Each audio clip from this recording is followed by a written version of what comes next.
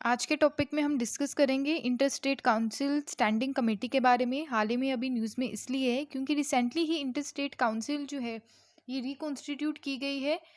Honourable prime minister of India जो यहाँ के इंटरनेशनल जो इंटर स्टेट काउंसिल उसके चेयरमैन हैं, और अनदर जो चीफ मिनिस्टर्स हैं ऑल स्टेट्स के, एंड 6 यूनियन मिनिस्टर्स जो हैं एज अ मेंबर, उनके द्वारा अभी इसको क्या किया गया है, रिकॉन्स्टिट्यूट किया गया है।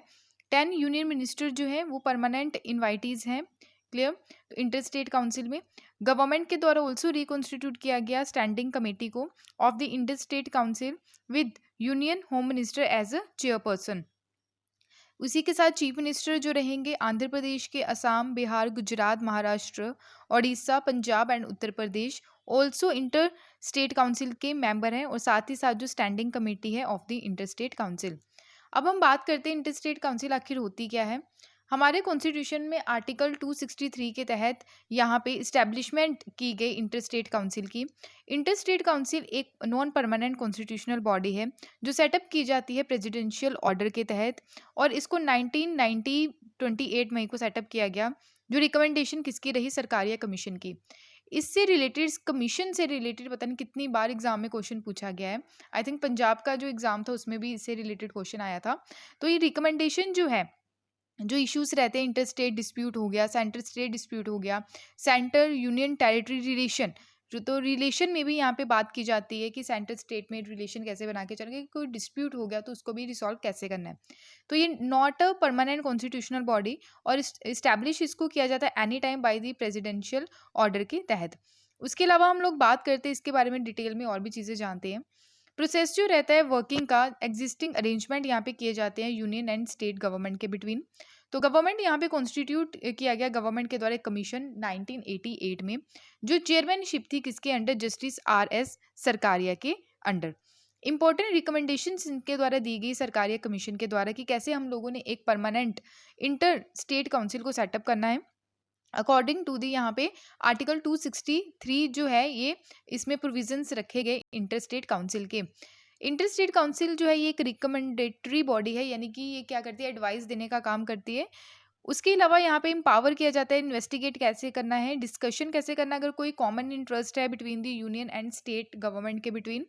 काउंसिल जो है इसकी मीटिंग देखने को मिलती है साल में 3 बार, और इसके अलावा जो स्टैंडिंग कमेटी काउंसिल है उसको भी यहाँ पे उसकी मीटिंग होती है। अगर कंपोजिशन की बात करें, prime minister inter state council के चेयरमैन होते हैं। जितने भी चीफ मिनिस्टर्स होते हैं स्टेट्स के, उसका मेंबर रहते हैं।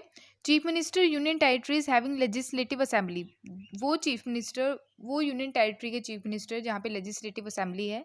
हमारी कंट्री में ओनली यहाँ पे 2 लेजिस्लेटिव असेंबली है, जहाँ जो ये बोल सकते हैं कि यूनियन टेरिटरी ऐसी है जहाँ पे ओनली, यानी कि हम बोल सकते हैं कि जैसे दिल्ली हो गया, क्लियर, अब JNK हो गया, क्लियर।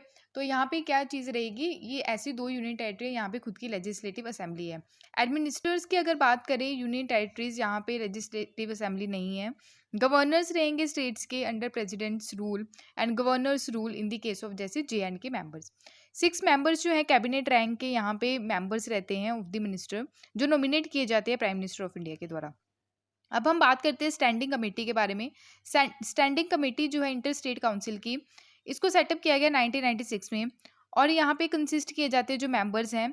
यहाँ पे चेयरमैन रहते हैं standing committee of inter state council के, वो है होम मिनिस्टर। तो आज के टाइम में होम मिनिस्ट्री किसके पास है, अमित शाह के पास। तो यहाँ पे 5 यूनियन कैबिनेट मिनिस्टर्स रहते हैं। 9 चीफ मिनिस्टर रहते हैं काउंसिल के, जो असिस्ट करते हैं यानी कि सहायता करते हैं सेक्रेटरीट की, जिसको बोलते हैं inter state council secretariat.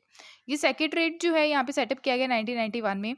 Head किया जाता है by the secretary to the government of India since 2011 से इसको जो है हेड किया जा रहा है। फंक्शनिंग जो रहती है सेक्रेटरीट के जोनल काउंसिल्स के हिसाब से रहती है। अब जोनल काउंसिल्स क्या होती है, जोनल काउंसिल्स की एक स्टैट्यूटरी बॉडीज है, यानी कि इसको पार्लियामेंट में लॉ के द्वारा क्रिएट किया गया है। It's not a constitutional body, तो ये ध्यान रखना है। जोनल काउंसिल एक स्टैट्यूटरी बॉडी, कॉन्स्टिट्यूशनल बॉडी नहीं है। इसको इस्टेब्लिश किया गया एक्ट के तहत पार्लियामेंट में, जो यहाँ पे स्टेट रीऑर्गेनाइजेशन एक्ट 1956 लाया गया। और एक्ट जो है ये डिवाइडेड हुआ कंट्री इनटू 5 जोन्स में, यानी कि हमारी कंट्री जो है 5 जोन में डिवाइडेड है, जैसे northern, central, eastern, western and southern. तो यहाँ पे ईच जो यहाँ पे जोन्स हैं, तो यहाँ पे जोनल काउंसिल्स हैं हर एक जोन में। इसके अलावा यहाँ पे जो अनदर फॉर्मिंग है सेवरल फैक्टर्स जो देखने को मिलते हैं, जैसे नेचुरल डिवीजन जो रहता है कंट्री का, रिवर सिस्टम हो गया, कम्युनिकेशन जो प्रॉब्लम रहती है, ठीक है, तो उसको कैसे हम लोगों ने बिल्डअप करना है, कल्चर, लिंग्विस्टिक अफिनिटी, रिक्वायरमेंट जो रहती है इकोनॉमिक डेवलपमेंट को लेकर, security and law and order. Inter state council और जोनल काउंसिल के बारे में हम लोग जानते हैं। अभी हमने इंटर स्टेट काउंसिल और जोनल काउंसिल के बारे में डिटेल में डिस्कस किया। अब ये डिफरेंस भी आप लोगों को पता होना चाहिए कि यहाँ पे जो है कोई भी डिस्प्यूट है, holistic body, constitutional body, advisory body है ये। चेयरमैन इसके प्राइम मिनिस्टर रहते हैं, 6 अदर मेंबर्स रहते हैं including chief minister all states, governor रहते हैं स्टेट्स के, प्रेसिडेंशियल रूल यहाँ पे इम्प्लीमेंट अगर हो चुके हैं। तो जोनल काउंसिल जो है जैसे हेड किया जाता है होम मिनिस्टर के द्वारा, स्टैब्लिश किया गया by the state reorganisation act on the linguistic distribution. Nehru was the father of the zonal council India. तो इंपॉर्टेंट लाइन है ये, जवाहरलाल नेहरू जो है ये father of the zonal council of India बोला जाता है। जोनल काउंसिल जो है बेस्ड किसके ऊपर है, कल्चर, इकोनॉमिक एंड ज्योग्राफिक। तो आई होप आपको ये क्लियर हुआ होगा। नॉर्थ ईस्टर्न काउंसिल की अगर हम लोग बात करें तो नॉर्थ ईस्टर्न स्टेट्स जो हैं जैसे असम, अरुणाचल प्रदेश, मणिपुर, त्रिपुरा, मिजोरम, मेघालय, नागालैंड, और यहाँ पे Nagaland are not included in the zonal council. Then special problem are looked after by the north eastern council जो सेटअप की गई north eastern council act 1972। I hope आपको ये क्लियर हुआ होगा। उसके अलावा यहाँ पे बात करते हैं इंटर स्टेट ट्रेड कॉमर्स के बारे में। आर्टिकल 301 से लेके आर्टिकल यहाँ पे 307 जो पार्ट यहाँ पे रखा गया है, पार्ट की अगर बात करें यहाँ पे पार्ट 13 में इसको जो रखा गया है ऑफ द कॉन्स्टिट्यूशन जो डील करता है trade and commerce intercourse with in the territory of India. Inter state water dispute जो है आर्टिकल 262 के अंडर आता है, जो प्रोवाइड करता है adjudication of the inter state water dispute. Water dispute जो है अनदर अनदर स्टेट्स के बिटवीन देखने को मिलते हैं, उसके बारे में भी हम देखेंगे। तो पार्लियामेंट जो है यहाँ पे लॉ बना सकती है, स्पेशली जो कोई भी डिस्प्यूट हो रहा है with respect to use, distribution and control of waters of any inter state river and river valley. Parliament also provide करवाती है neither supreme court nor any other court जो है jurisdiction with respect to any such dispute of the complaint. अगर बात करें potential of the inter state council, यहाँ पे disaster management को लेके यहाँ पे बातचीत होती है, पब्लिक हेल्थ को लेके, इकोनॉमिक प्लानिंग, फिजिकल जो फेडरलिज्म है, law and order, strength, local governance, codification of governor rule and international relation पे फोकस दिया जाता है। यहाँ पे major inter state river disputes हैं जो अलग अलग स्टेट्स के रहते हैं रिवर को लेके, जैसे रावी, ब्यास, सतलुज जो है पंजाब, हरियाणा और राजस्थान के बिटवीन ये रिवर डिस्प्यूट होता है। नर्मदा की बात करें, नर्मदा रिवर की, तो स्टेट्स हैं मध्य प्रदेश, गुजरात, महाराष्ट्र एंड राजस्थान के बिटवीन डिस्प्यूट होता है। और इसके अलावा मंडोवी, महादेई एंड माडेल जो रिवर है गोवा, कर्नाटक एंड महाराष्ट्र के बिटवीन डिस्प्यूट रहते हैं। कृष्णा रिवर को लेके महाराष्ट्र, आंध्र प्रदेश एंड कर्नाटका के बिटवीन। पेरियार रिवर रिवर को लेके तमिलनाडु एंड केरला।